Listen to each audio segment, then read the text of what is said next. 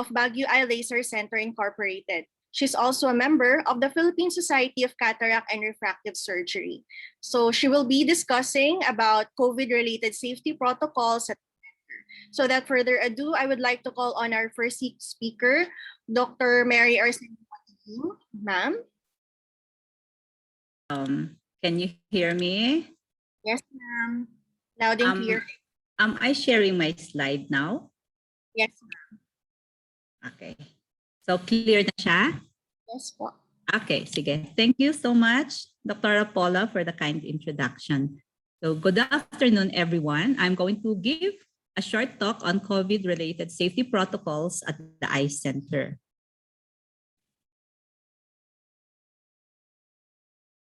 Okay, these are the topics that I will discuss. So we are now in the second year of this pandemic, and this virus is here to stay. So we really need to adjust. Here is the inverted pyramid for our guidance.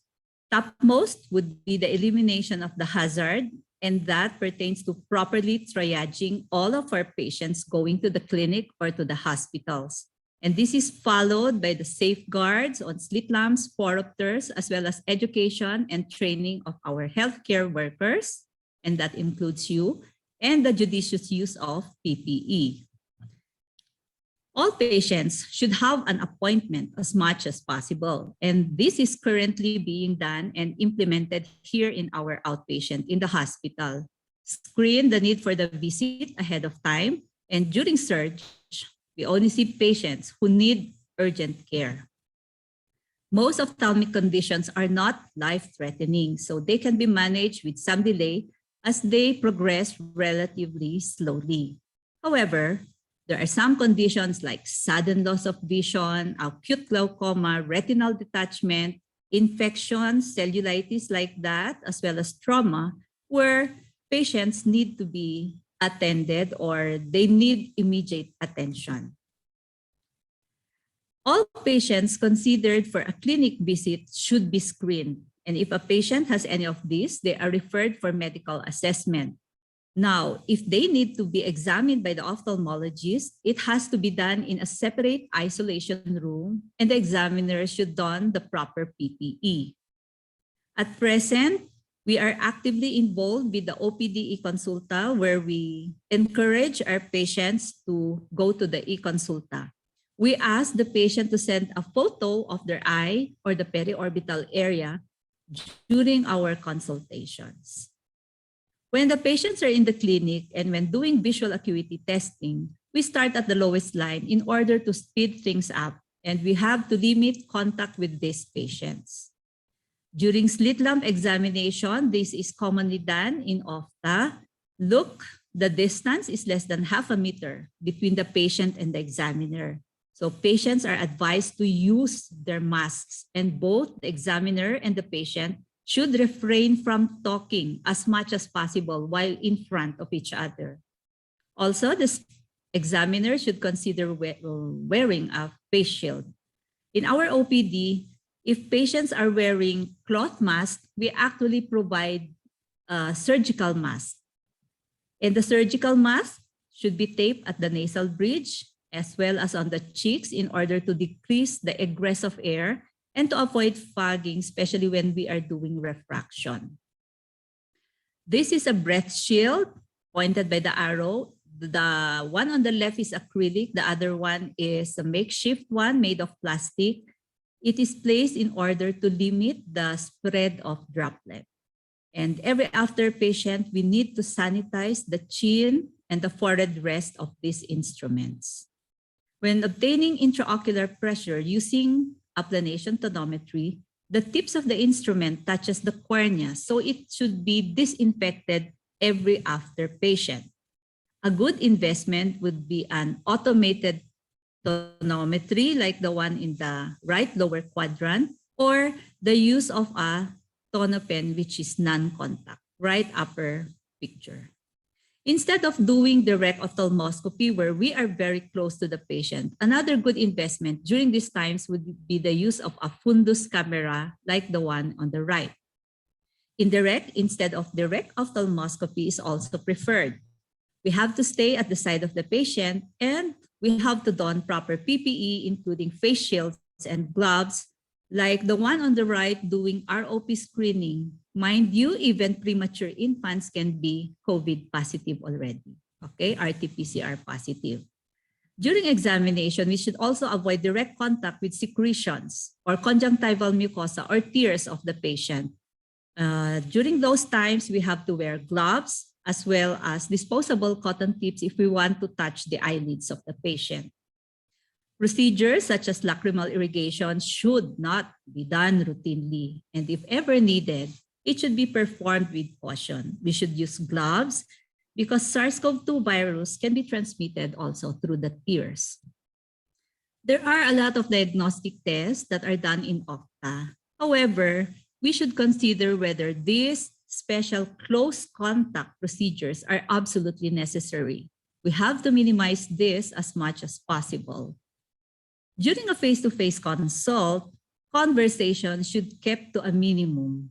We have to establish as much as possible during the history and lab results during appointment and again before calling the patient inside into the consultation room. We also perform an examination if it will change the management plan.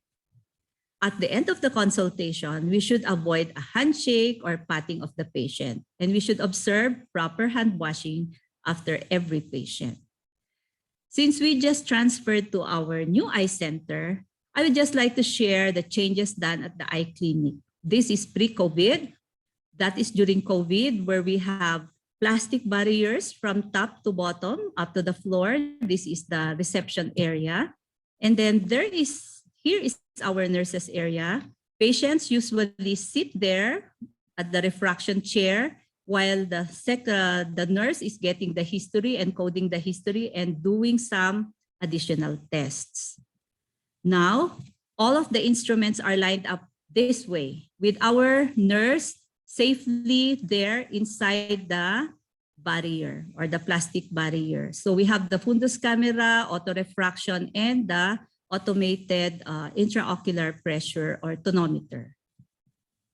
Now the patient is at the other side of the barrier here.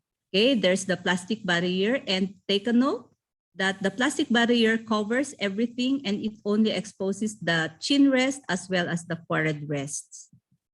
There, a closer view just to show that this is where the patient focuses there. So here is my secretary getting the fundus photo safely inside her area and then taking the intraocular pressure. Remember also that in automated IOP, there is the so-called puff tonometry where the virus can still be aerosolized. So we have to check on that. After the nurses area, they go to the consultation room. This is the pre-COVID. So patient there, watcher, and then when we examine the patient goes there. We do the visual acuity test there. Now during COVID, we have installed a barrier. This is the patient's view, and then that is the doctor's view. So the barrier is there from top to bottom. So the patient and the watcher are there. The doctor can move freely here and with the benefit of the window on this other side. So we also done our PPE, PAPR. We have goggles because we are in close contact with the patient. And because we are using this one, it's difficult to talk to the patient. We also use a microphone. We also avoid touching anything from the patient, including lab results. So we ask them to send photos of their lab results, and then we just attach it to the e-chart. For those we give lab requests, we also ask the laboratories to send or email to us the results so that the patients did not go back to the lab. That way it's safer both for their patients as well as for our clinic staff. Here showing that doing slit lamp biomicroscopy, we have the plastic barrier there and we still have our acrylic shield or acrylic barrier. And now lately, I prefer using this one, that type of PPE. It's easier to breathe, easier to talk to the patients, and the patients actually prefer because they can more or less see us while we are talking. And then we don't need to use the mic. The microphone is at the patient's side and only the speaker is at the doctor's side.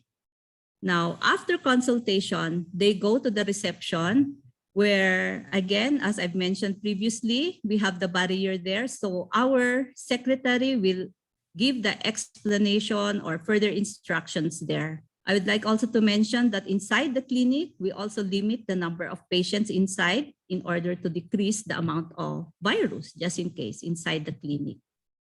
Now, during settlement, everything has a barrier there. There's only a small opening here where our secretary will bring out the tray where they place the payment and get the change. So safer for everyone. At the waiting area outside, social distancing is also observed. Now, I would just touch on aerosolizing procedures. All patients who are scheduled for ocular procedure should definitely be screened and RT-PCR be done. And in some hospitals, they also require an infectious disease clearance. Ophthalmologists come in close contact with patients. Actually, during surgeries, it's less than a meter, and these occur for longer periods. Phacoemulsification, a form of cataract surgery, uses probe, and this probe acts like a drill or a jackhammer effect that pulverizes the cataract. And during this procedure, it says that there is a possibility of aerosolization of the virus. So there are studies done to determine aerosolization during phaco using fluorescein dye and cobalt blue filter such that the dye will appear green. This shows spatter on the gown of the surgeon. For smaller surgeon, 5.5 millimeters lang below the neckline. So it's close there. And this one shows upon insertion of the probe into the eye, aerosolization can also occur. So these are the mitigating procedures, recommending povidone iodine antiseptic to be used during sterile preparation. Now the others are already instructions for our surgeon. So other procedures that can aerosolize includes vitrectomy. We have laser refractive surgery where aerosolization occurs during the laser part where microfumes are produced. Orbital oculoplastic procedures such as DCR using a drill can also aerosolize, and other procedures where cauterization is utilized. Surgeons then are advised to avoid or minimize cauterization. For the mitigating measures, the patient's mask should be taped along the top brim of the midface prior to surgery. For all procedures, regular use of betadine paint and a drop of 5% betadine is instilled into the eye 3 minutes prior to the start of the surgery to decrease the bacteria or probably even the viral content. This step has already been done in our institution even before pre-COVID, even before COVID times, in order to decrease the chances of infections or endophthalmitis.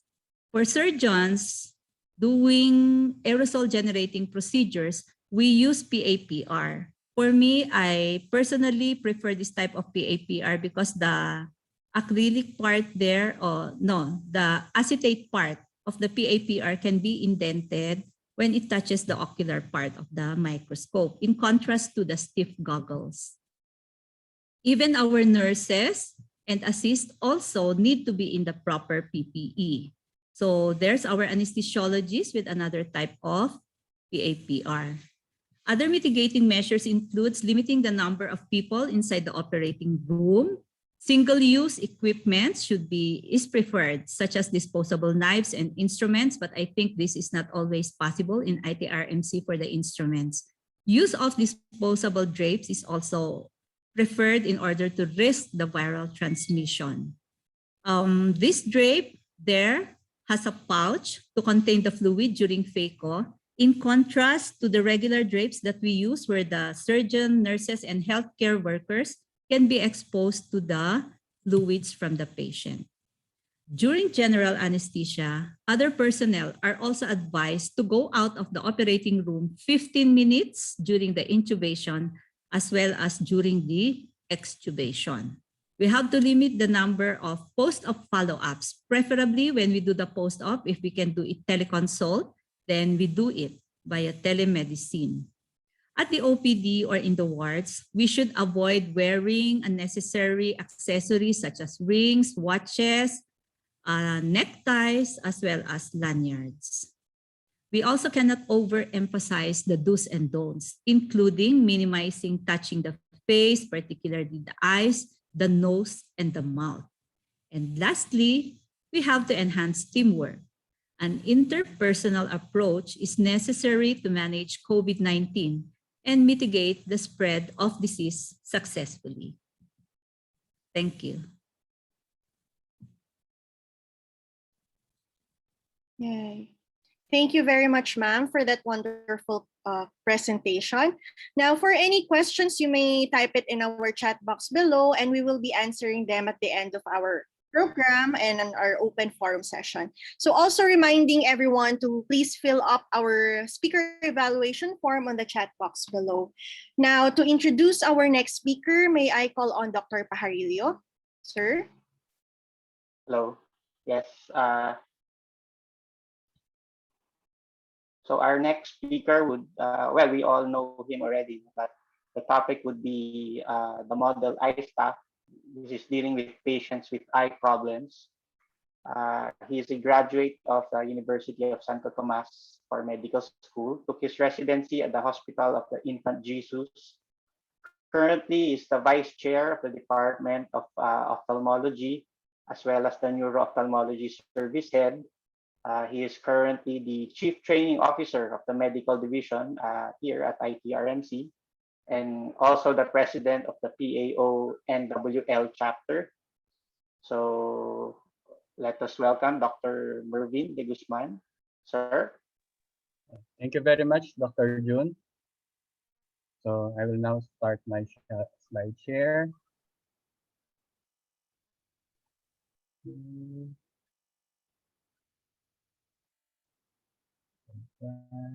Portion of screen. For a while, medyo okay.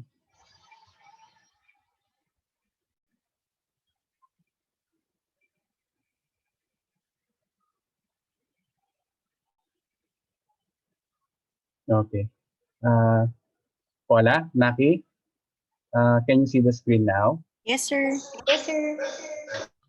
Is it the full screen or just the portion of the screen of my presentation? We can see the full screen. Yes. Including the side notes, Dr. June? No, no side notes. No side notes. Okay. So sorry for that delay.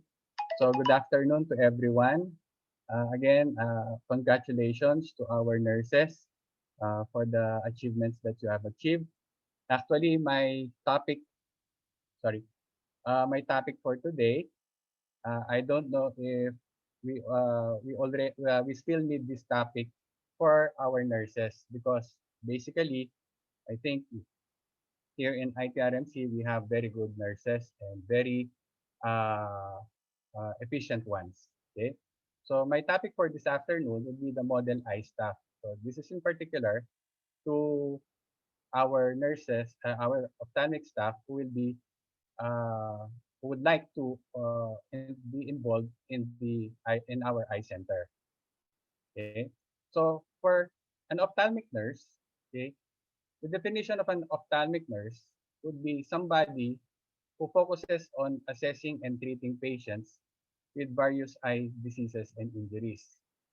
So we may deal with a lot of patients. We may have infants, children, adults, and senior citizens. The ophthalmic nurse in our eye center will help us to triage patients. They may also be involved in some of the basic for us to be able to for our nurses to be able to triage our patients very well. After consultation, our ophthalmic staff may also show patients how to administer medications like eye drops. They may also assist during surgeries and laser procedures. And for some, they may also do some diagnostic tests like the fluorescein angiography, the OCT, the perimetry, which is already being done by one of our ophthalmic staff. So the model employee. So I had a few references on what is the definition of a model employee. And these are what I found out. Experts say that the biggest impact in efficiency comes through the productivity of the employees. The company whose employees perform at the highest level will find the best chances of success. And employees who perform at the highest level will find the greatest income, the greatest job security, and the greatest chance of achievement within an organization. So basically, we are now undergoing PGS and ISO. So siguro hindi na bago sa ating lahat ito. So parang this is just a reiteration of what we are doing with our PGS. But 5 distinct actions that I found out to be helpful to be a model employee would be the following. Number 1 is to exceed expectations every single day. So we may have our own duties, but it is very appropriate to become a model employee for me if we can exceed these expectations. One of the parts of our routine Monday flag ceremony is stated that we always arrive early, and most of the time we also stay late. Number 3 is to be a good business person. What does this mean? We are in the business of healthcare. So it's just proper that we know what we are dealing really about. And if this is the eye center, we will know at least have a good grasp of what is happening within the eye center.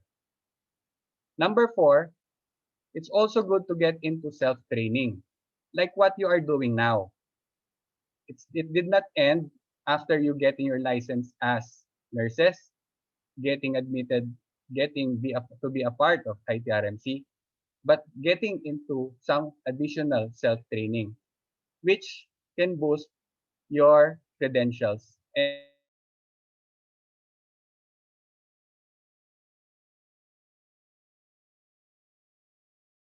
let's not think like we are just ordinary.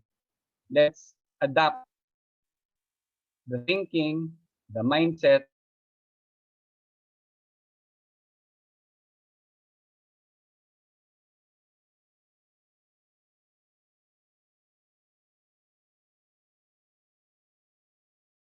Start with the elderly patient.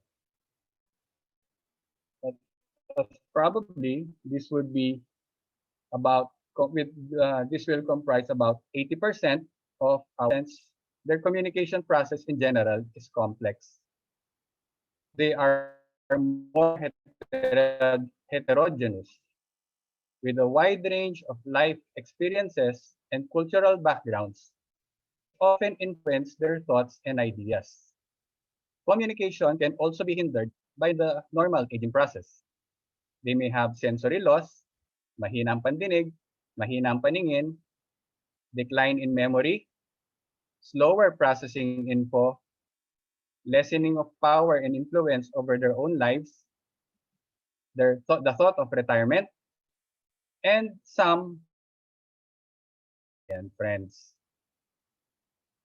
So I don't know what tips you have or what do you do in your regular daily duties in ITRMC.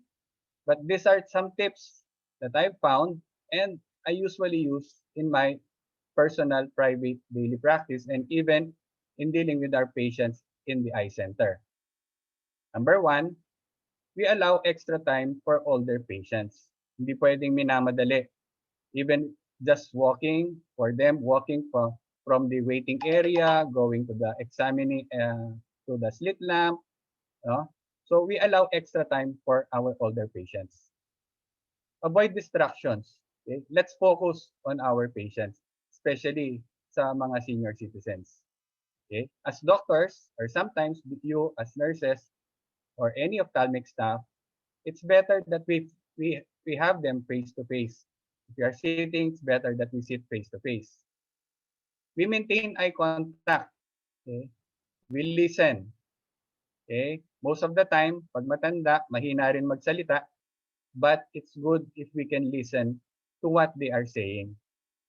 And if it's our turn to talk, we speak slowly, clearly, and loudly. Okay? Sabi ko nga, mahina na yung kanilang mga cognitive, mga sensory nila. Try to use short, simple words and sentences. And kapag kausap natin sila, don't jump from one topic to another. Try to stick to one topic at a time. Like when we are explaining our instructions, no, we simplify, and if we can, and still, if they can still see, we can write down the instructions. Okay? Siguro, putting ourselves in their shoes, that's what we also want to do, what others to do for us when we reach that age. We can use charts, models, or pictures in explaining to them, and frequently summarize the most important points. Give them also the opportunity to ask questions and express themselves. Madalas sa atin, especially kapag dumami na yung patients natin, we forget na may mga questions din sila, and most of the time, gusto natin makaalis na sila. If possible, we also schedule older patients earlier in the day, as sometimes para mahirap, mabagal nga silang gumalaw, and mabagal din yung kanilang process. And most of our patients come from far-flung areas. So kung medyo matanda na itong mga to, mahirap din silang umuwi. And lastly, okay, another is, let's also not forget to greet them. Most of the time, because of our busyness, nakakalimutan nating mag-greet. Okay? Even our own staff here in ITRMC, there's nothing wrong with greeting everyone, no? Even with a simple smile. Sit them in a quiet, comfortable area. Medyo siguro ilayo natin sa mga medyo maingay o magulo. Okay? Make things easy to read kung may kailangan silang basahin. And be ready to physically escort patients. Again, these are senior citizens, lalo na yung mga sobrang tanda. Okay? They have difficulty walking. Remember, tatanda rin tayo. Check on them from time to time, especially if we have a lot of patients, or if the patient, okay, is for surgery, for laser, and most of them, of course, will have nervousness. So from time to time, kahit busy tayo, kumustahin lang din natin sila. Keep the patient relaxed and focused. And like greeting them when they come, let's also not forget to say goodbye. Sometimes, even if we do those, there are still really elderly patients with really difficult behavior. Like those elderly patients with anger, hostility, and outbursts. Okay? Minsan, kahit na ginagawa mo na lahat, galit lang lagi. Okay? I've encountered a lot of patients like that na really endorsed from other doctors na talagang pag nandyan na yan, makulit, maggalit, gusto pa VIP, parang walang hindi mo makitang nakangiti. But again, siguro let's try to identify the root cause, no? Siguro talagang masamang pakiramdam, or baka walang family na sumusuport sa kanila, or anything. They may have chronic pain, they may have memory issues. But the best thing is not to take it personally. Let's try to do let's think of them as our elderly relatives. Some would also we may also encounter excessive swearing, offensive language, and inappropriate comments. Okay? Kung hindi pa kayo naka-encounter, definitely one day we will see this na walang ginawa kundi magalit, magmura. Okay? But let us try to set firm ground rules. Okay? And educate them. We may also use distract mawala yung kanilang mga galit. And again, don't take it personally. The next patient would be the pediatric patient. Okay? Ito, mahirap dito. Mahirap kausap. Hindi mo naman makausap din or yung mga nakakausap, minsan maraming takot, maraming ninenervyos or iba anxious, especially if it's their first time to be in our center. But some tips that I also got would be, number one, let them warm up to you. I personally, hindi ako masyadong magaling sa mga bata. But I see on people na medyo magaling sa mga bata is dinadahan-dahan nila. Okay? And they play with the children. Try to also make the environment comfortable. Communicate on their level. Again, we deal with with different patients. So siguro on how we talk with our elderly patients and the adult patients, it's a different level when we talk with children and teens. Okay? If they are a little bit nervous, we can walk them through the appointment, explain to them what will be the process of the examination. Use appropriate terms. Remember, bata itong mga to. Okay? Proper body language. Okay? Siguro, para yung hindi man katakot-takot. No? And also don't forget to engage the parents. Okay? So, usually, the children still cling to their parents. So, if they see that the parents are very accommodating, okay, with our ophthalmic,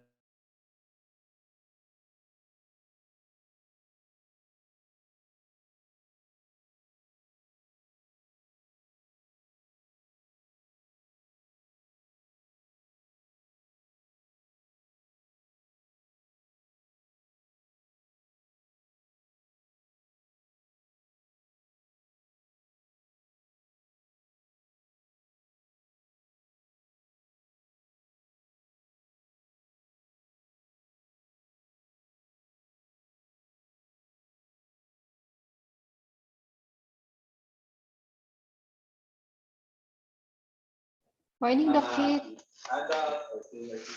Doc Chit, nandito tayo sa breakout room. I can talk? Yes, Doc. Hindi po maapektuhan yung meeting, sir. Bale po, Doc, you can test your slide here sa screen share mo dito, Doc. Tapos kung may difficulty, guide ko po kayo. Share screen ko na? Yes po, Doc. I'll double check lang po kung properly Okay, set share up po. screen ko na. Yes po, Doc. Okay. some tips would be to avoid being judgmental. We come from different backgrounds, different cultures. So let's not try to be judgmental. So, click share screen po, Doc. Tapos you can go with the advanced tab on the topmost. Meron kasi siyang 3 options. It's either basic, advanced, or files. So we can do with advanced so that you can read your notes kung meron man. Done. Done. Nasa advanced na kayo, Doc? Yes, and then you will have to edit. Yes po, Doc. Tapos you can yung portion of the screen. yes po, Doc. You will have to adjust the portion of your screen po, Doc. Doon lang po sa slide po. Para po yun And po then yung from here, pwede na akong mag-try presenter's view. pwede kayo mag-presenter's view, Doc. Tapos just edit the portion of the screen that can be visible po for the Zoom meeting sa crop. Do you see? Yes po, Doc. Medyo crop lang siya, Doc. So, kailangan i-edit niyo po. There. Ay, i-edit niyo pa po, sir. Yung sa taas po. Yan, Doc. Tapos yung ano na lang, yung sa number po ng slide niyo, Doc. Kita pa siya? There, perfect na yun, Doc. And then, Doc, kindly move your slide lang po, Doc, for checking lang po. Do I have to do this again later on masasave na itong portion na to? Masisave yung portion na yan, Doc. I-test lang po natin for the second time. So after moving your slides, we'll just check kung okay yung crop nyo. So you can kindly move your arrows of your presentation. I-flip nyo lang po yung slide nyo, Doc. Mag-next slide lang kayo, Doc, para ma-check po natin. Ayan. Okay, Doc. You can stop screen sharing and then we will try to activate it again kung na-save po yung portion ng screen on the same settings. Okay. Okay na po, Doc. Ayan. Tapos share screen ulit, Doc. Same steps. Same step. We're just double checking if na-save yung kaninang settings ng portion of the screen that you will share.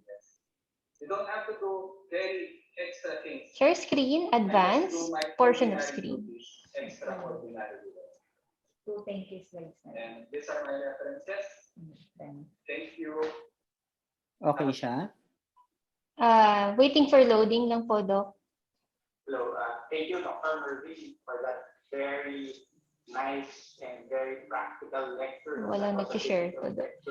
Ayan, Doc. Perfect. It's the same as on. Save na siya, Doc. So, okay na, Doc. You can stop share screen. You may leave this room and go back to our main room na po.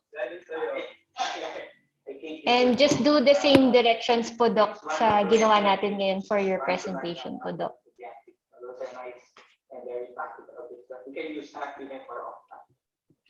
All right. Thank you, Doc Kit. So you may leave this room. You will go back to the first room, the original. And let's leave this room lang po, Doc. Doc Kit. Okay, Doc. Yeah. Thank you very much, sir. So moving on to our third speaker. Okay.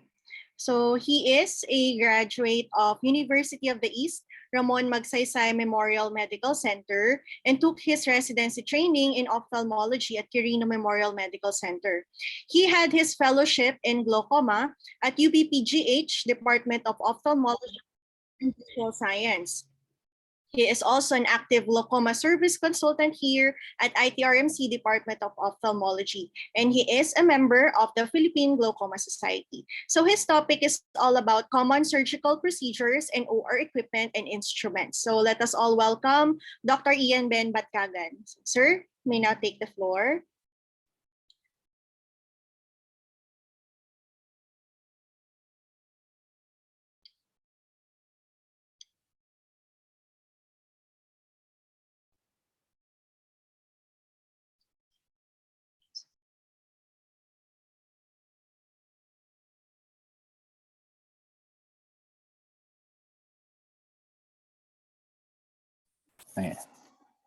Hello, can you hear me?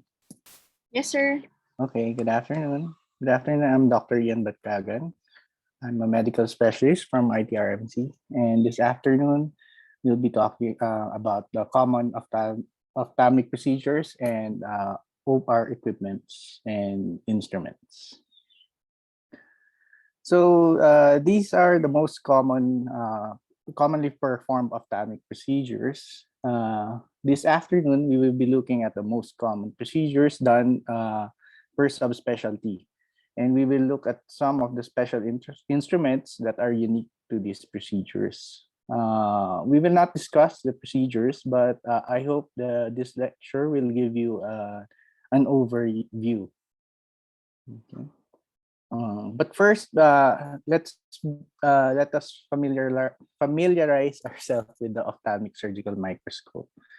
So this is your operating surgical microscope. It's an optical instrument that provides the surgeon with stereoscopic, high-quality magnified and illuminated image of the small structures in the surgical area.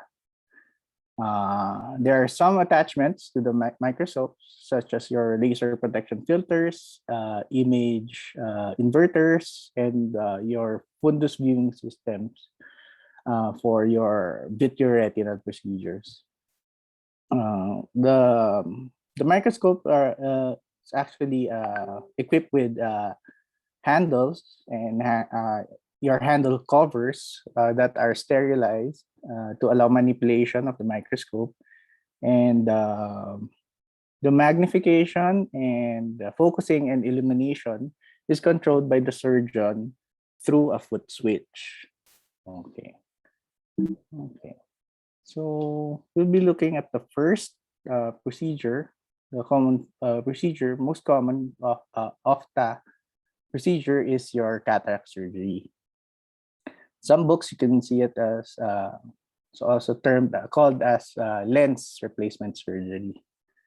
So this procedure is the removal of the natural lens of the eye that has developed an opacification, which is referred to as cataract, and it is replaced by an intraocular lens. So there are three methods of taking out the lens, but for today, for our discussion, we'll be focusing on phacoemulsification and extracapsular cataract extraction. Okay, so this is your phaco machine. So it's the most used machine in ophthalmic surgery. So aside from phacoemulsification, it is also capable of doing anterior vitrectomy and diathermy. It has several ports for your multiple functions. There are three types. Now, this depends on how it creates a vacuum in the system. Well, the most popular is your peristaltic type. The machine on top uses a peristaltic type of vacuum. And for more aggressive vacuum, you have your Venturi type. The third type, your diaphragmatic. These are rarely used at the present, and you can see this in earlier types of phaco machines. Now, the settings are adjusted and the modes are selected through your touch screen or your buttons located in front of the machine. Okay. Now, each surgeon sets up the machine depending on the type of cataract and first step in surgery that which is varied to each user. Now, it comes with an irrigation stand, a table, and these are covered with sterile drapes when in use.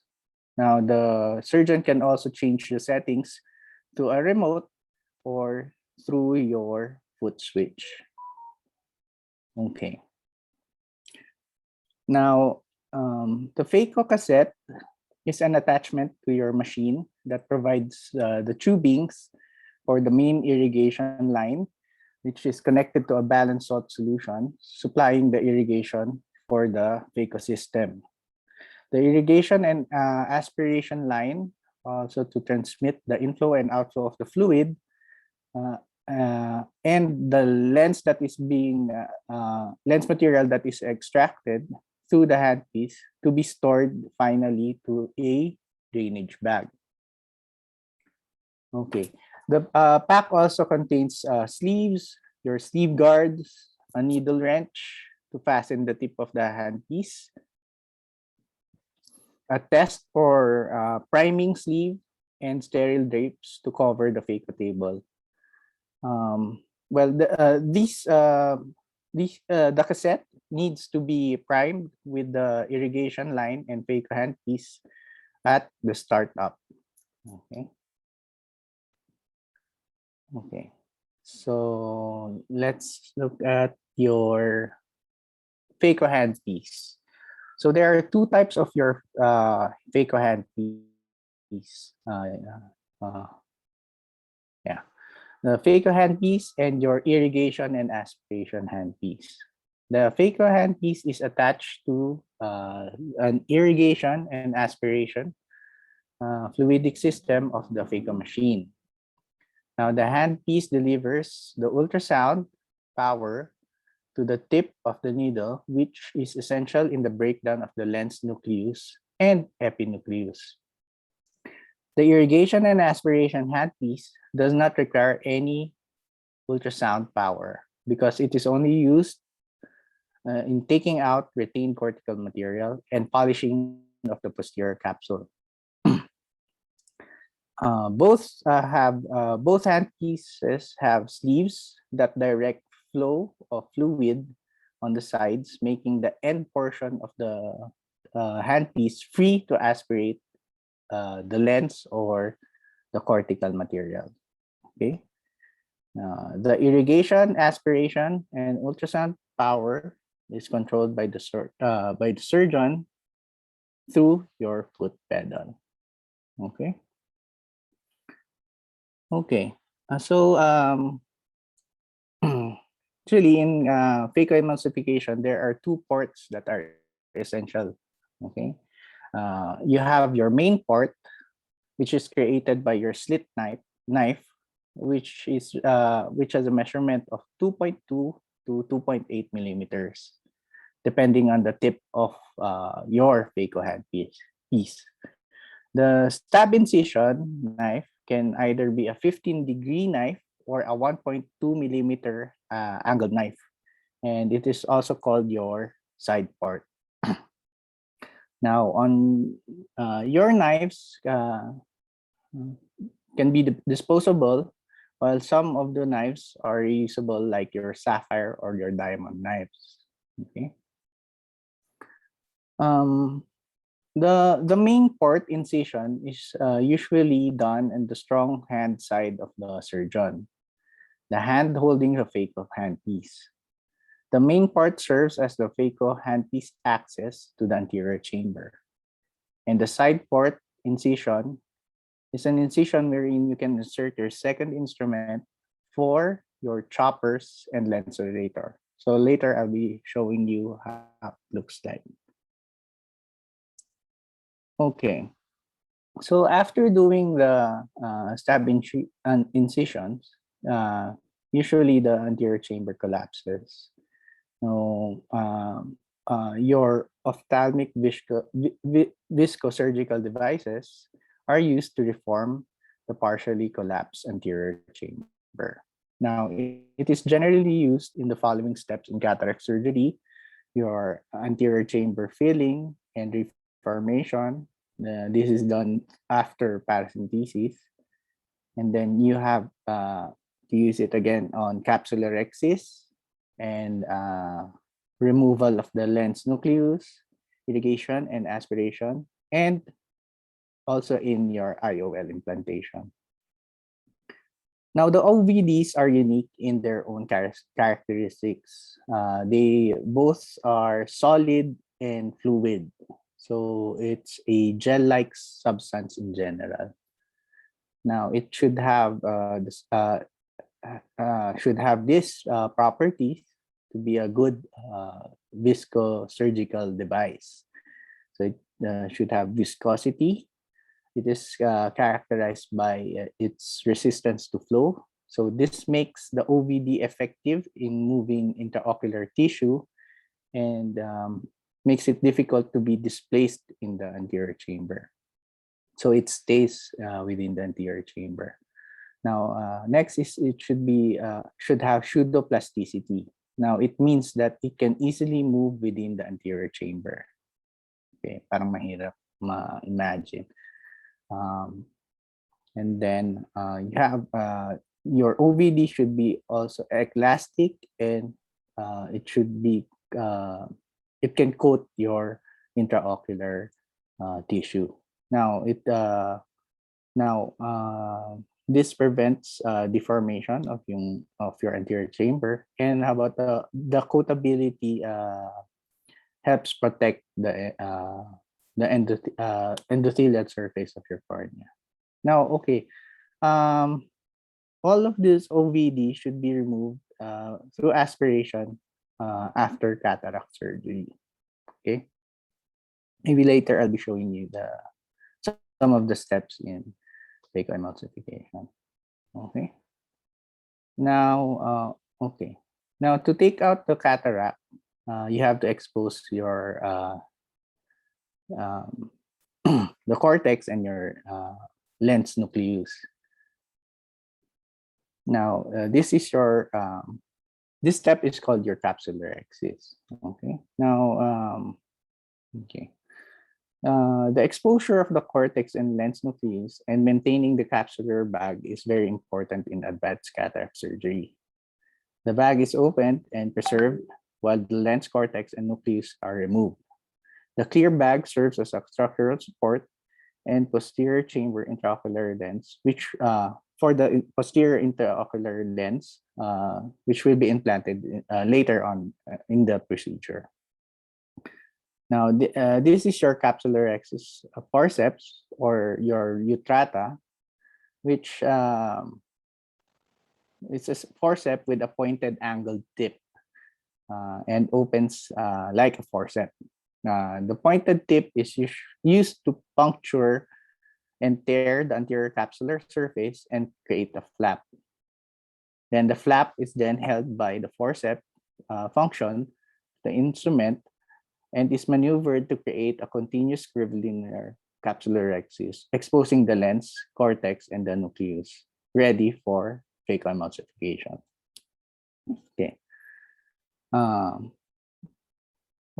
Some surgeons also use a cystotome,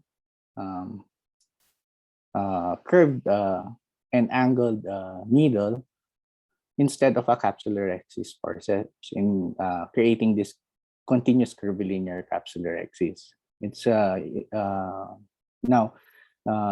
by using shearing and stretching forces, they're able to create the continuous curvilinear capsular axis. Now, some ophthalmologists also prefer the cystostome in smaller main port incisions, which are measured less than 2 millimeters. Wherein opening and maneuvering of your capsular axis forceps will be limited. The smaller cystotome is also preferred by some surgeons as it reduces the collapse of the anterior chamber when manipulating the capsule. Okay. Another unique step in phacoemulsification is the disassembly of the nucleus into smaller pieces until it can be easily broken down by your ultrasound and then is aspirated. Now the technique requires a second instrument to split the nucleus radially into quadrants into smaller sections. Okay. The choppers have different designs, and it will depend on the surgeon's chopping technique in the disassembly of the nucleus. Okay. So after removing the nuclear part of the lens, some cortex will be left on the capsule. So cortical cleanup is achieved by your INA handpiece. So this is to free up the retained cortex that is adherent to the capsular bag. There are two types of INA. On top is what you call your coaxial handpiece, and below the pink and light blue, I think, is your bimanual handpiece, wherein your irrigation and aspiration are in separate handpieces. So the advantage of your bimanual is it increases the maneuverability in aspirating cortical material and your OVD. Okay. So after removing the nucleus and cleaning the capsular bag, the next step is to implant the intraocular lens. So this is your intraocular lens. The IOL used in phacoemulsification is the foldable type of intraocular lens. It can be clear or can be seen on the middle photo of the IOL with a yellow filter. So it can also be monofocal, multifocal, or toric, depending on the patient's needs. The IOL is folded inside the cartridge that is filled up with gel, and then the cartridge is loaded in front of the injector and then secured. Now the injector has a plunger that pushes the intraocular lens and delivers it to inside the capsular bag. And then the implant is then centered to the patient's visual axis. Okay, so I'm sorry. So after that, you need to aspirate the remaining OVD in the anterior chamber. Then after the implantation of your IOL, the incisions are sealed with your bi-stromal hydration. Now, suturing of these incisions are not required if there are no leaks. Okay. Okay. So let's go to the next method in cataract extraction. This is what you call your extracapsular cataract extraction. So your ECC is a type of eye surgery in which the lens of the eyes are removed, leaving the elastic capsule covering the lens, which is left partially attached to allow implantation of your IOL. Now the entire lens is removed and is delivered through a corneal incision. And then the incision is sealed with interrupted sutures using nylon 10-0. And okay. So earlier we discussed the capsular axis. Okay. So in ECCE, the way to expose the lens cortex and the nucleus is through the use of your cystotome. So this is what you call your capsulotomy. Okay. So using this method allows delivery of the lens and nucleus and some of the cortex freely from the capsular bag without creating tension within the capsule, thus retaining it, and will serve as a support the intraocular lens to be implanted later in the procedure. Okay. So when creating your cystotome, you can use your gauge 25 or your gauge 27 needles. Okay. Okay. So the next step is to deliver the nucleus from inside the capsular bag through a corneal incision. Okay. So the incision is set in the superior quadrant and should be enough to express the entire nucleus. Now, there are several types of corneal scissors. So this is for corneal scissors. You have your universal. This is scissor has an 11 millimeter cutting length and can be used interchangeably by your left and right hand. However, you also have your left and right scissors, which are longer, measuring 14 millimeters, and the lower jaw is slightly longer than the by 0.5 millimeters. Okay, so the left scissor is to create an incision moving away from the left hand, and the right hand scissor the opposite side. Okay, so after creating your corneal incisions, you need to deliver your crystalline lens. These are the instruments used to deliver your lens. You have your lens tube, Becky's lens tube, or your muscle hook or cystotome. Okay, so the lens nucleus is expressed and aided by a lens loop. The nucleus can freely glide over the lens loop, but for bigger cataracts and harder cataracts, a counter force in the inferior portion of the eye can be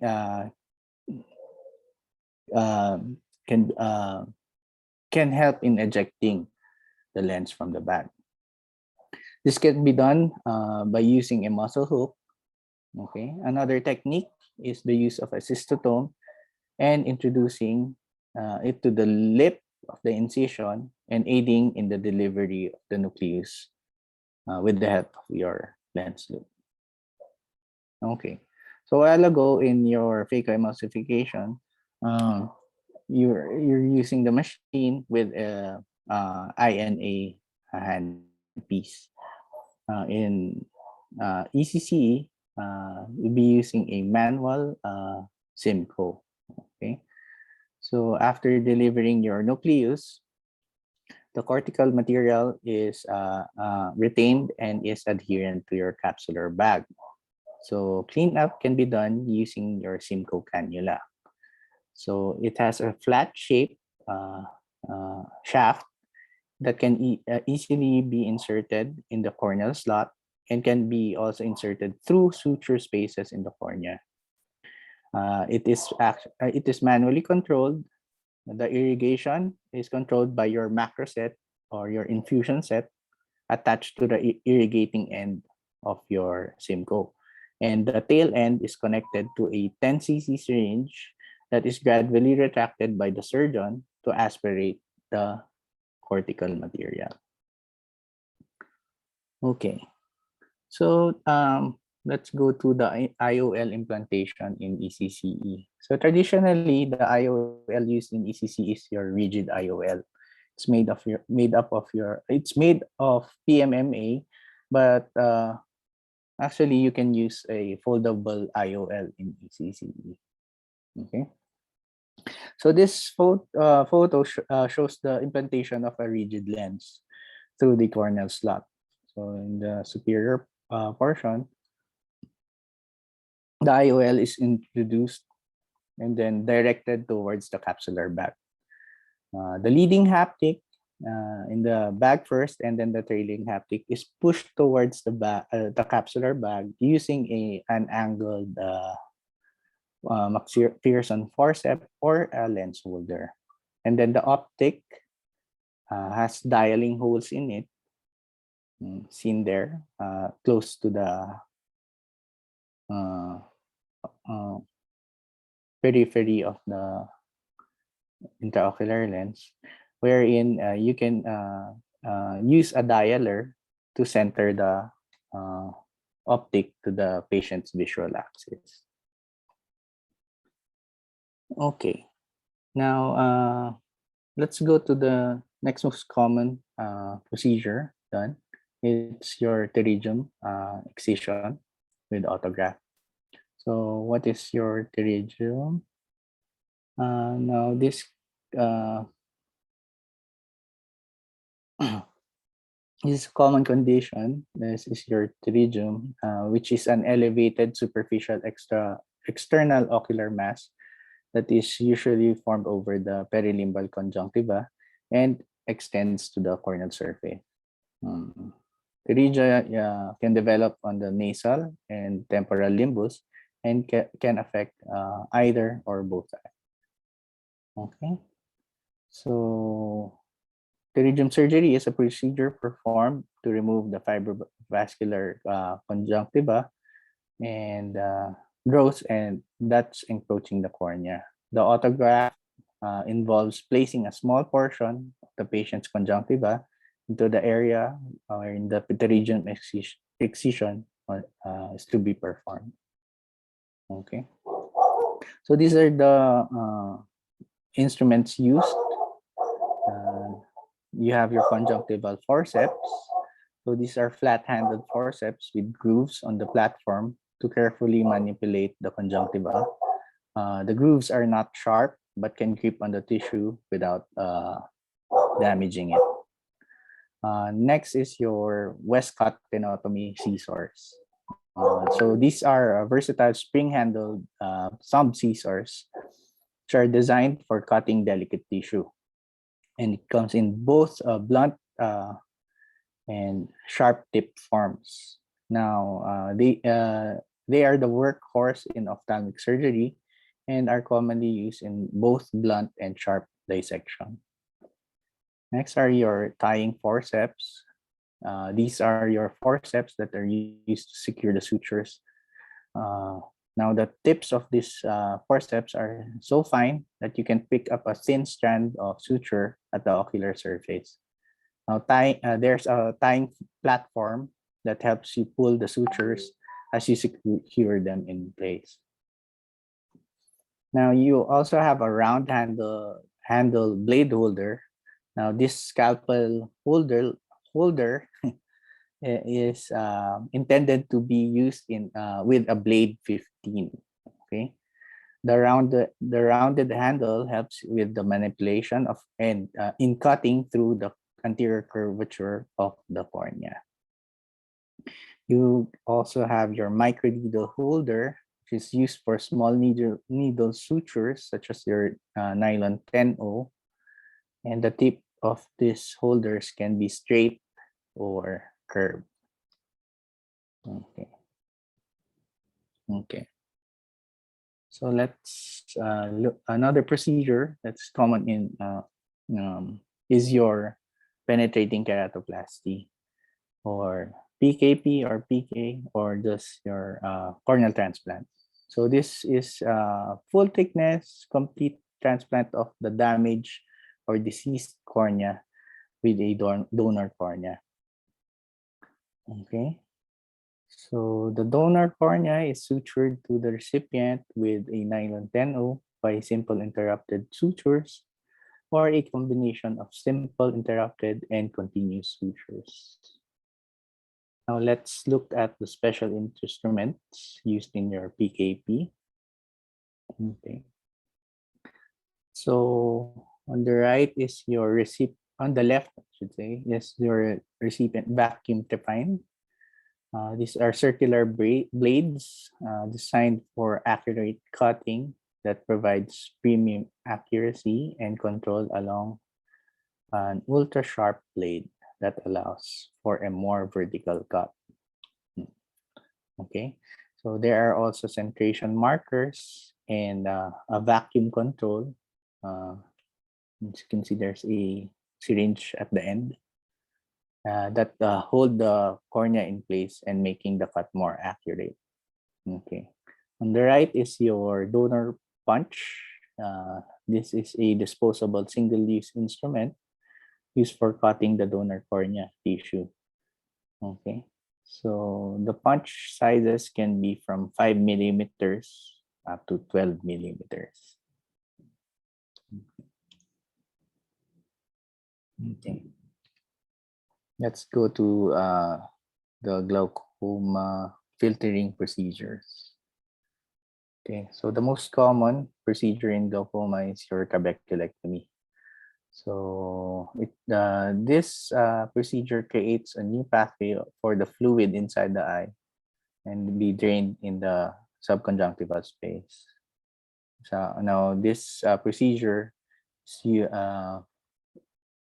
is to reduce the intraocular pressure.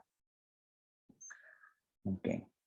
Now, the unique instruments used in trabeculectomy are your Kelly decimate punch, which is used to perform your sclerectomy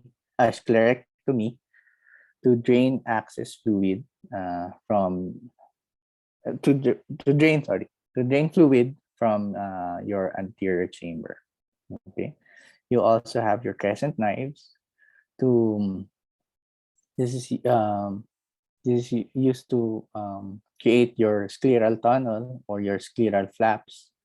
And the design of this knife is it helps you to cut through a plane, making the thickness of the flap even. Okay. You also have your Vannas scissors. So this is the smallest scissors available in the market, and they are fine, small, and highly sharp blades, and they make them perfect option for use on delicate tissue. This is a spring mini scissor that is used to cut the iris to create an iridotomy. Okay. Okay. Next procedure is your pars plana vitrectomy. It's a common technique. It's a common procedure in vitreoretinal surgery. It enables access to the posterior segment for treating conditions such as your retinal detachment, vitreous hemorrhage, endophthalmitis, macular holes in a controlled closed system.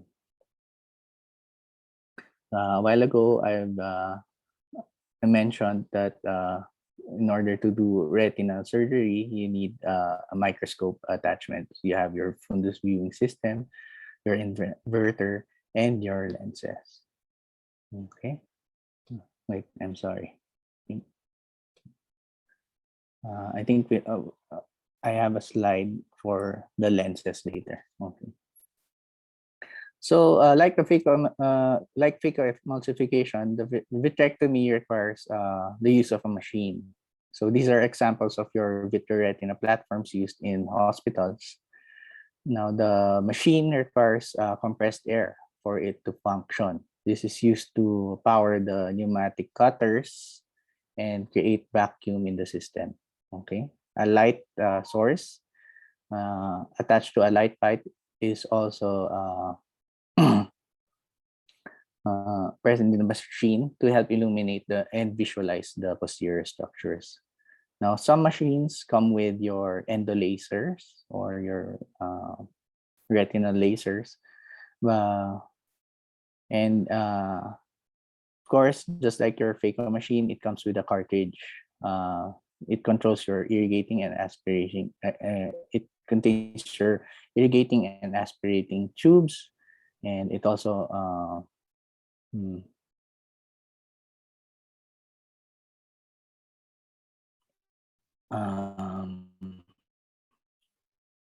contain your trocars that will access to segment of the eye. Okay, so most of these vitreoretinal platforms are also capable of doing phacoemulsification. Okay, let's see. Okay, I think this I mentioned this earlier, but okay, just to give you yung detail on how it looks like. Okay, so these are your special attachments used to view your posterior segment. Okay, so on top is the photo of your floating lens, and then your below is your contact lens. Okay, so when viewing it in the microscope, the images seen through the lens are inverted. So you need an inverter attached to the microscope. Or sometimes some microscopes have built-in inverters. This is to correct the orientation of the image since the lenses invert the image seen through the microscope. Okay.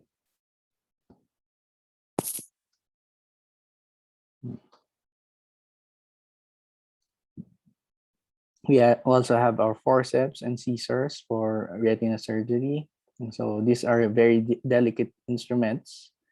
And these forceps are also sized to what gauge of trocars you're using or you're opening.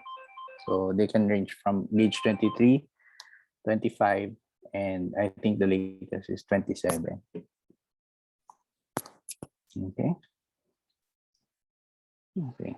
Another procedure is your muscle surgery or your surgery. Okay, so the most commonly done for realignment, ocular realignment surgery is your resection or your resection. So resection is the shortening or strengthening of the muscle, and then recession is lengthening the muscle, therefore weakening it. Okay, so there are several instruments that are used in muscle surgery. You have your muscle hooks. Now they're used to elevate extraocular muscles for dissection and reattachment. And then you have your caliper. Now it measures in millimeters, and it measures the amount of recession or resection that you're about to do. Now, your muscles are sutured or to the sclera to through your polyglactin 7O sutures with a spatulated needle. Now, this is for the sclera not to tear. Okay. Now, imagine if you'll be using a cutting needle instead, it will be tearing your sclera. Okay. So spatulated needles have their sharp ends at the tip and at the sides. So it will glide through your sclera smoothly, not tearing it. Okay. Now, for your oculoplastic and orbit surgeries, these are your most common procedures. Okay. You have your enucleation, in which the eyeball is removed, leaving the extraocular muscles and the orbital contents. And you also have your evisceration. Now, the contents within the eyeball are removed, usually through an incision of the limbus. So these are some of yung instruments that are used in enucleation. You have your enucleation spoon and your evisceration spatula. Now, the enucleation spoon is used to hold the globe after detaching the extraocular muscles. Now, the space, your enucleation spoon is the one on the image on top. The photo is on top. Okay. The space allows you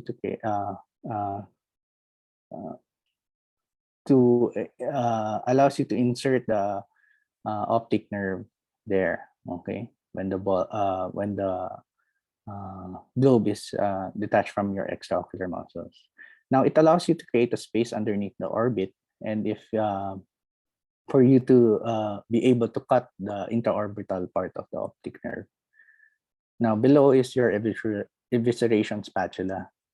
Now it's inserted through a limbal incision, emptying the contents of the globe.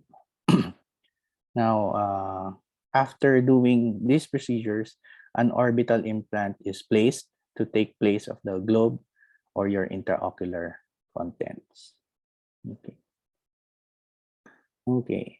Now, for most another common procedure is your INC of your chelation. Oh, sorry. So the most common lid masses are your chelation and your hordeolum. Seen at the okay. Okay. Sorry. So difference between the two is chelation or chelation is caused by non-infectious meibomian gland occlusion, whereas a hordeolum usually is caused by an infection. So both conditions initially cause eyelid hyperemia and edema and pain. Okay. So here, dealing with so these are these are the instruments used in the INC of your chalasia. Okay. So you have your chalazion forceps on the left. Now it has a locking thumb screw, okay, and then it has an open plate, okay. So you put the lid mass in between the anterior surface and then the inner surface of the lid, okay, and then you lock it in place, okay. Okay, so and then the mass is then so this is from the palpebral side of the lid. Okay, so the mass is then incised vertically, and the curette is then used to scoop the remaining pieces of the granulation tissue. Okay. Okay. So these are other instruments used in ophthalmic surgery. You have your lid speculum. So this is probably used in most of the most ophthalmic surgical cases. Some are adjustable, while some are fixed, like this wire speculum on the right. Now, this is used to expose the globe by retracting the eyelids and holding it in place. Okay, so these are more. You have your cautery ball on the left. So this is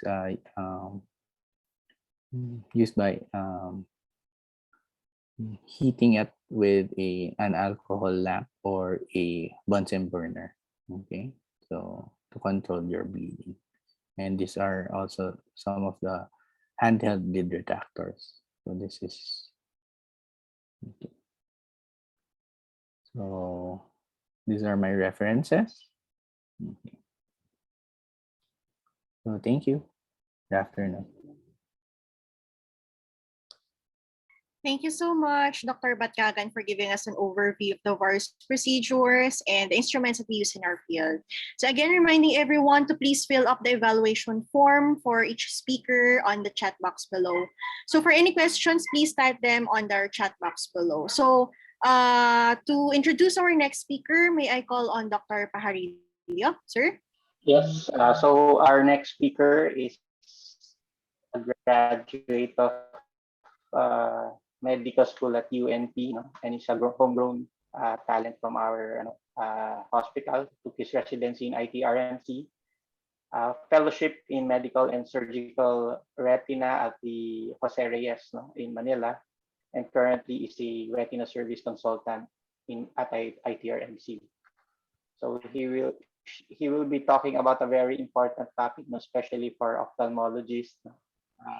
And the topic would be keeping it sterile. Dr. Chester. Hello, Doc. Okay, thank you. Proceed. Hello, can you hear me na po? Yes, loud and clear.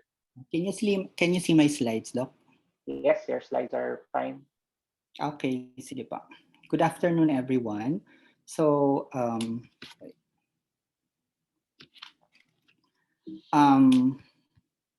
start with, this is an eye with a cataractus lens requiring the cataract surgery. So the most common of which is the phacoemulsification, as discussed by Dr. Batkagan a while ago.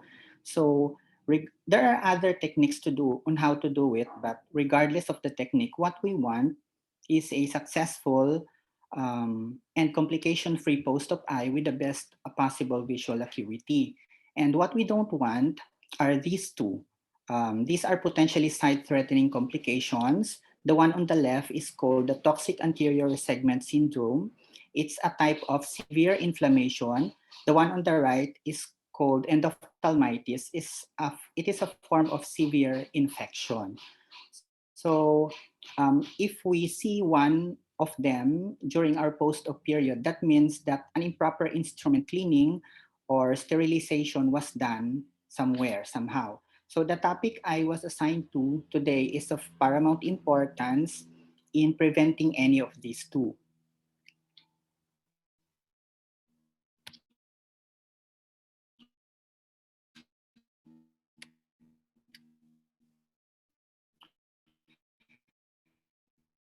So, not topic.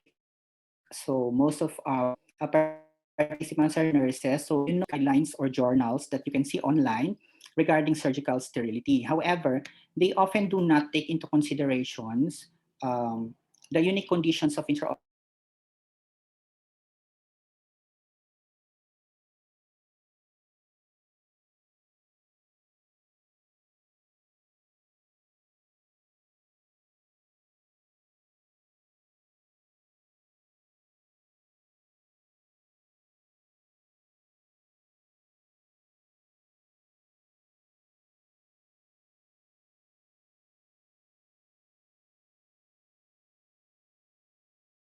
linens or drapes we use will be minimally soiled. There will be less and possibly even complete absence of blood. And also, much of the surgeries that we do are done very fast, especially to ambulatory settings. And that is actually the goal of our eye center, to be an ambulatory surgical eye center. So as a result, we will be expecting higher volumes of surgeries per day with quick turnover time. Compared now, um, patient transport from ward to OR will no longer be an issue because they will all be done in the eye center as outpatient. Another thing unique to OFTA is our instrument, some of which are shown by Dr. Batkagan a while ago. They are often small with very sensitive edges and delicate tips. So handling them should be very careful compared to the instruments of other departments. And some of them also are very expensive. Another thing unique to OFTA is that the usual autoclaving to sterilize instrument is not applicable to all our devices. Some of our instruments require other types of sterilization process, and any mistake in doing so may lead to their damage. Okay, so let's move on to the first part, sterilization process, which involves the following stages. So for the first part, the cleaning stage, it can be done manually through the use of sponges or cotton buds o kaya syringe filled with water used for irrigation and flushing. So this may actually begin not after OR, but also during the procedure itself. So this is to prevent the drying of blood, drying of dyes, and even the drying of eye gels that we often use on our surgeries. So the assist or the scrub nurse who will be assisting us should ensure the cleanliness of each instruments at all times. Any debris kasi that is left can block any sterilizing agents from making complete contact with the instrument surface, and that will affect the sterilization process. Another way of cleaning instrument is through mechanical. This is by the use of different types of machines. So it is considered to be much safer because it limits exposure and handling by the staff. Personally, this is one thing I learned from Jose Reyes. I personally bought this one, a mini ultrasonic cleaner. I bought it from Lazada, and it's quite effective actually. It can clean or it can remove stains better than when I do it manually. Okay, so in Ofta pala, when we clean our instruments, we prefer not to use detergents or chemicals because even in minute amounts, these chemicals can cause severe intraocular inflammation such as the TAS, the left picture shown a while ago. In cases wherein we have to use them though, rinsing with copious amounts of distilled water is needed.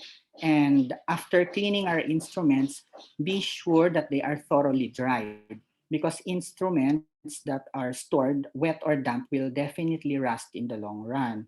So it is not uncommon also to see a hair dryer or a hair blower inside an of the OR because that is what we use to dry our instruments.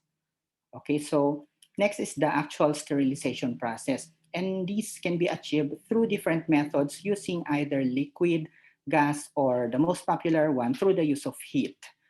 Now, autoclaving or steam sterilization is the best understood method. An autoclave will act as a large pressure cooker, and then the high pressure along with the heat will kill the microorganisms by causing coagulation of proteins. So it is achieved through different methods and cycle parameters, and that will all depends on the manufacturer's recommendation. However, it is not always the appropriate method because it can cause damage to heat sensitive materials, including those mentioned by Dr. Batkagan, fiber optics, endoilluminators, endolasers, tubings, and some plastics. And we have lots of these items in OFTA. So that's why for heat and moisture sensitive items, liquid sterilants can be used. The most popular of which is the Sidex. Although again, we highly discourage this in OFTA. We use Sidex, but as much as possible, it should only be reserved for the sterilization of handling forceps and microscope handles, since these items have no direct contact within the surgical site. So in case we use them, it is essential again to practice thorough rinsing to to assure that all solutions are removed because they cause severe intraocular inflammations.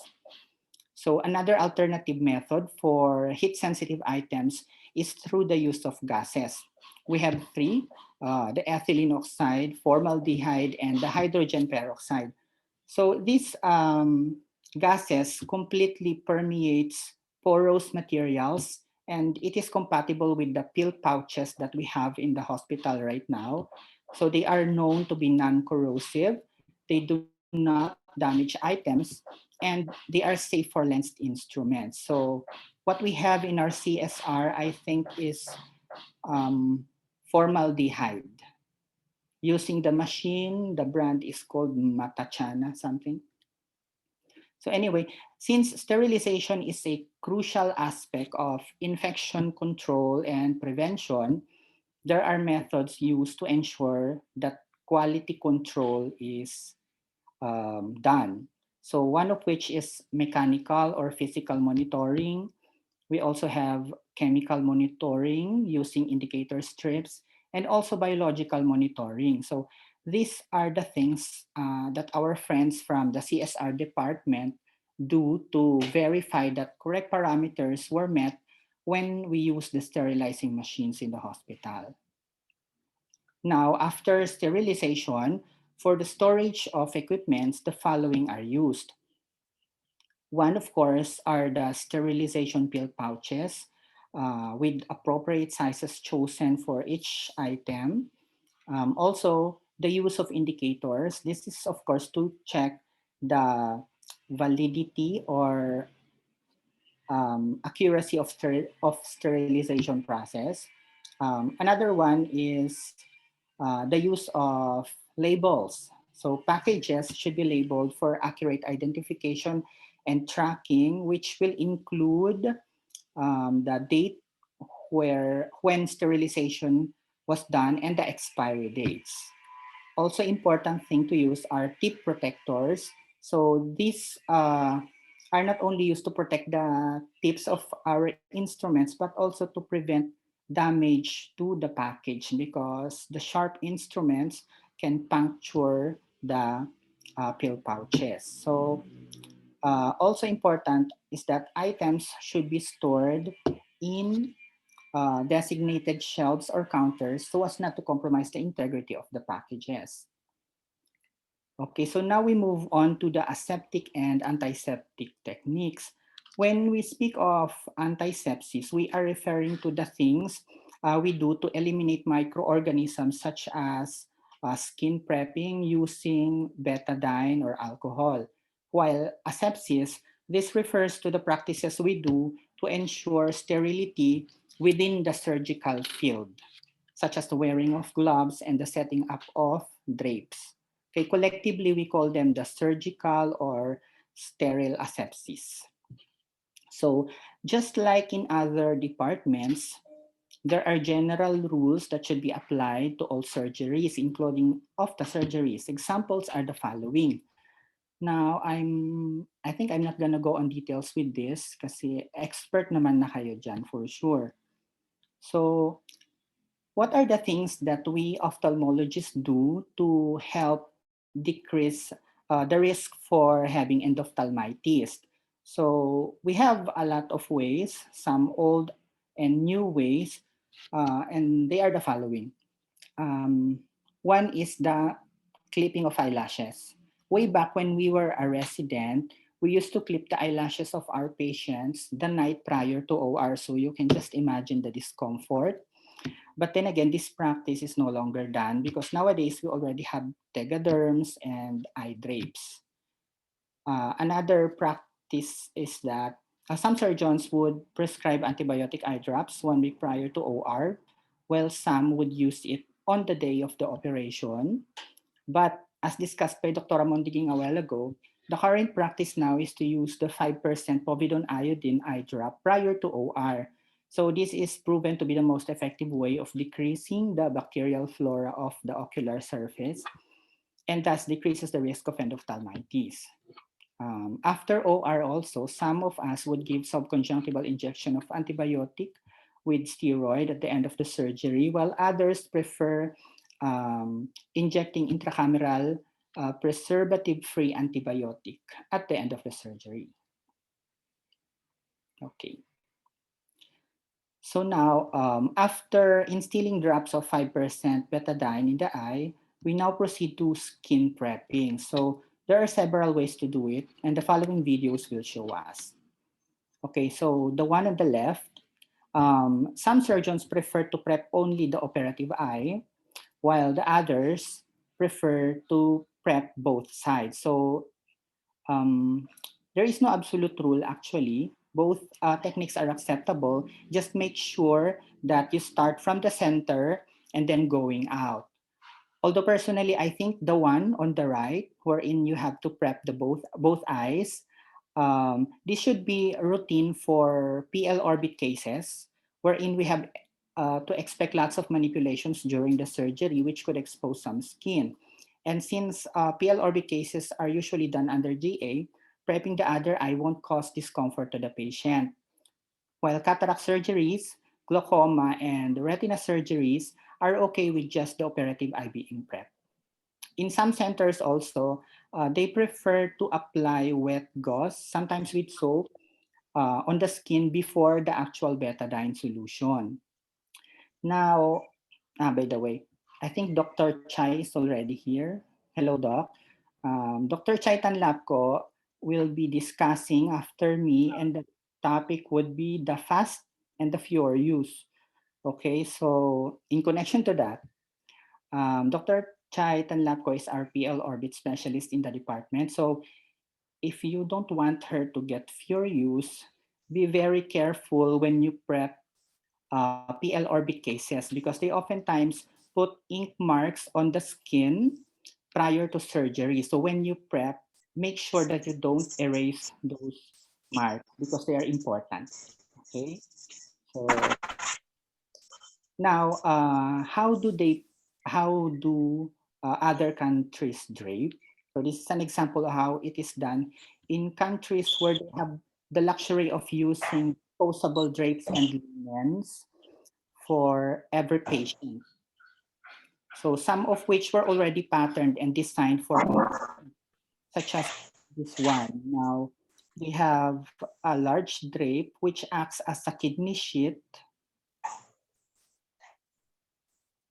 and also patterned to act as an eye sheet. So there's a kidney sheet and eye sheet rolled into one. So the end goal is the same, that is to expose only the surgical site, but due to the difference in the design of the materials used, we have some minor modifications as compared to us here. And now, this is how we usually do it in the hospital. So this is just a reenactment. So let's assume that povidone iodine has been dropped or has been instilled and the periocular area has been prepped. So at the start, we see that there are two hypotowels. One is used to cover the surface of the bed, and then one is used to drape the patient's head, just like a turban. And then what follows next is the kidney sheet. Now, may I commend the way that our kidney sheet in the hospital is folded.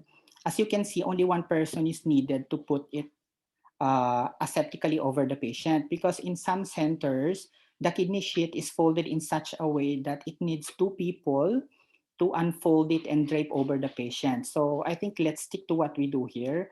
It's actually very good. So all in all, we used one kidney sheet, one eye sheet, and three hypotowels. Okay, so after putting on the eye sheet, the next question now is, should we touch the skin or not? Okay, so there are two videos here that will show us different school of thought as to whether the gloved fingers should touch the prepped skin or not. Okay, both ideas are acceptable naman and still depends also on the case, whether the case is clean or an infectious one. Okay, so the one on the left shows a surgeon that touches the prepped skin with his gloved finger. Anyway, the skin naman is already prepped, so it is considered sterile. The one on the right video shows no touching of the skin. But if we were to be very strict, I think we prefer to follow the second one, because after all, what was the point of doing things aseptically if we don't follow it strictly, right? Okay, so after putting on the drapes, we as surgeons would appreciate it very much if the assist has the initiative to help even in the smallest ways. Here are examples of videos that will show us the difference in the outcome between a surgeon having to work alone versus having a good assist. So this is especially true for our residents who will be assisting. Okay, so the left video shows the assist opening up the eyelids while the surgeon put on the drape. As you can see, it is done quickly and nicely. The one on the right shows a surgeon having to work alone. Okay, so compared to the one with an active assist, the lone surgeon uh, took longer to finish the task. Okay, and then at the end of the draping, we can see better application of the drape in the assisted one compared to the lone surgeon, wherein the drapes got stuck up together on some parts. But what is the importance of this? Well, assisting the surgeon even during the draping is important to achieve the ideal setup wherein the lids, along with all the lashes, should be properly covered and away from the incision site, as seen in the left picture. The one on the right shows improper placement of the drapes, exposing some lids and lashes, and this is prone to having endophthalmitis. Okay, so now may I just share an invention called lid drape. I saw it in the internet. It is a cylindrical device that consists of two flexible rings and a transparent elastic silicone sheet. So the hole in the center provides the surgical field. The inner ring uh, serves as the speculum that holds the eyelids apart, while the rest of the outer segment serves as the drape. So it is a speculum and a drape rolled into one. Actually, I haven't seen one or used one, but I think it looks promising. It looks easy to insert and also looks easy to remove. Okay. So I just don't know if it will be available in our center someday. Although I think it is not for universal use. The first video will show us its usefulness for certain surgeries without much globe manipulations, like cataract and trabeculectomies. While the second video shows a retinal surgery wherein the scleral ports, along with the posterior viewing lens, appear crowded.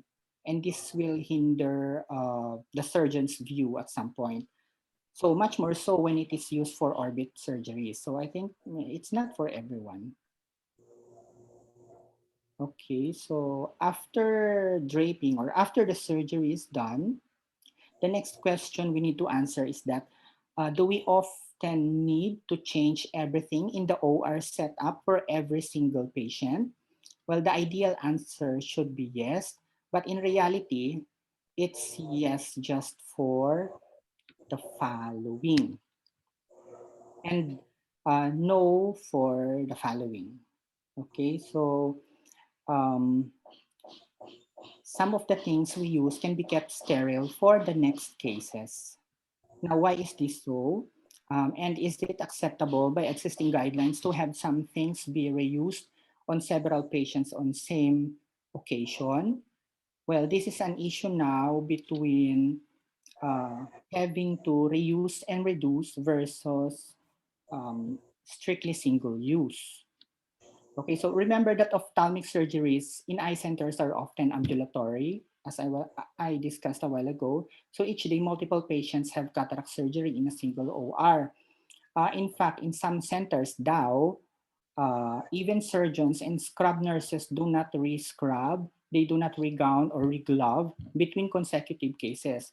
But then, of course, we will not be doing that, or we will not be adopting that practice. But even then, you can just imagine the cost of everything. So it is financially impractical to change and open packages or cassettes for every single patient. So they are often expensive then. And another issue is the environment. According to the internet, the health industry is a major source of carbon footprint due to the large capacities of single-use supplies. This is especially true in the US and in the UK, wherein they have the luxury of all things. And then with regards to sterility issues naman, well, given the current and historically low rates of post-cataract endophthalmitis and TAS, I think adhering to single-use only has very low evidence of benefit. Okay, so I think that's my last slide.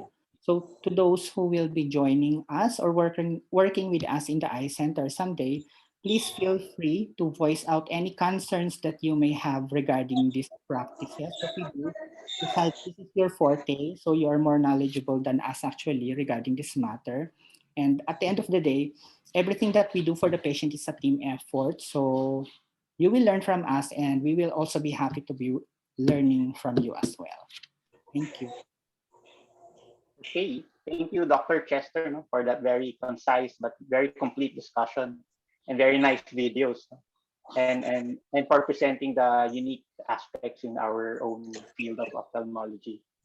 So I may just remind for the audience to please fill up the evaluation form for Dr. Chester, and we will proceed to our second to the last talk for today, Paula. Okay, thank you again, sir. So to introduce our fifth speaker, she is a graduate of University of the Philippines College of Medicine.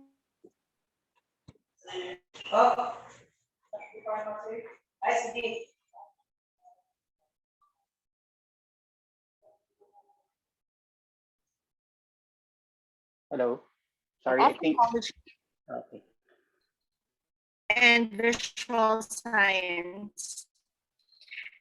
She's currently the head of the plastics, lacrimal and orbit service and training officer here at IPRMC Ophthalmology. She's also the chair and an active consultant of Department of Ophthalmology.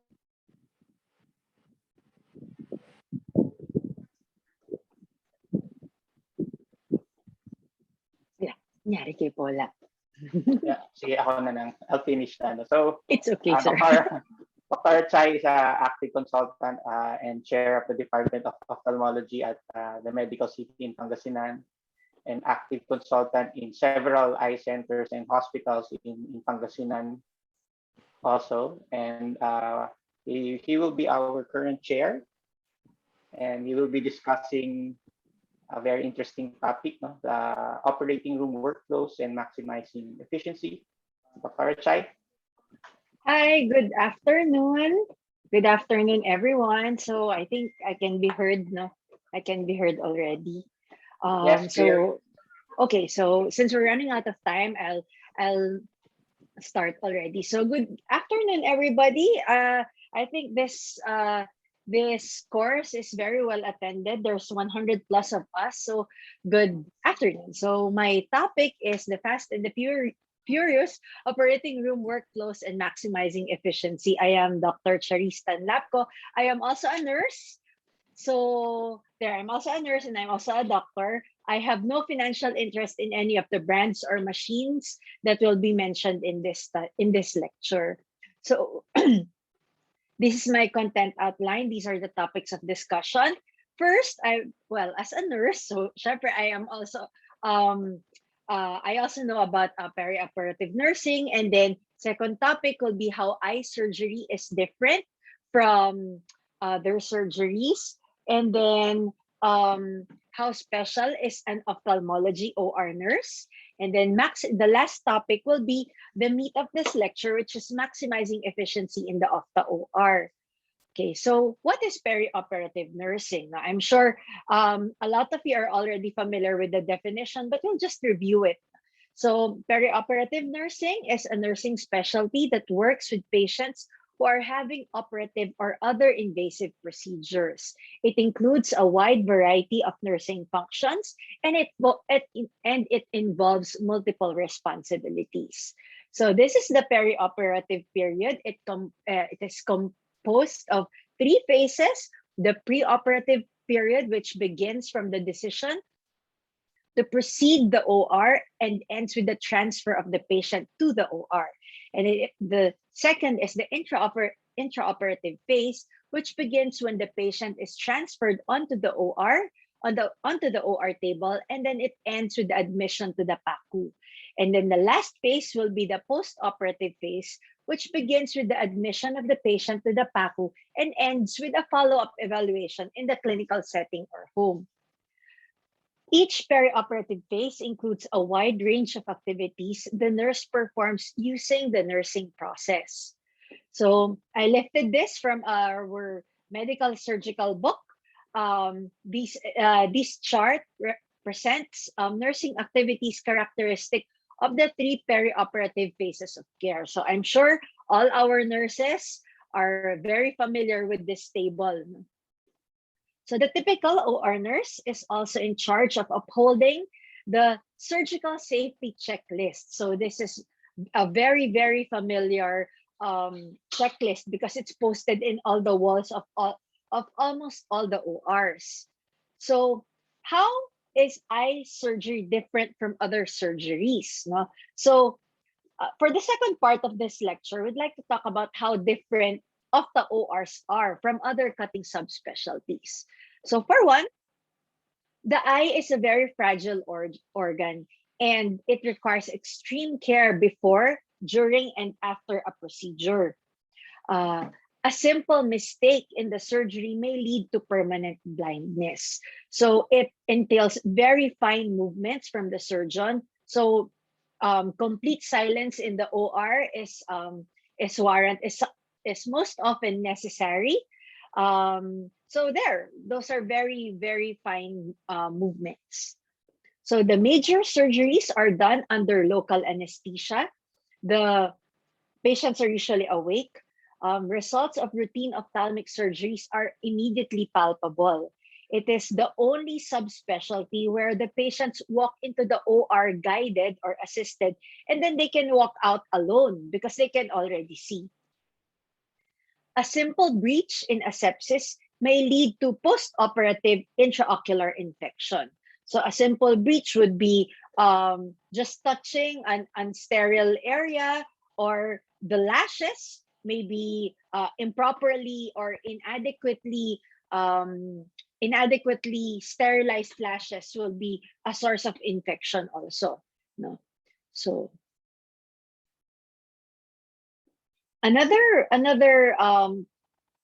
thing that makes our surgeries extra special or different is that ophthalmic surgical instruments are very fragile and expensive. So the tips of our instruments are extremely, extremely fragile.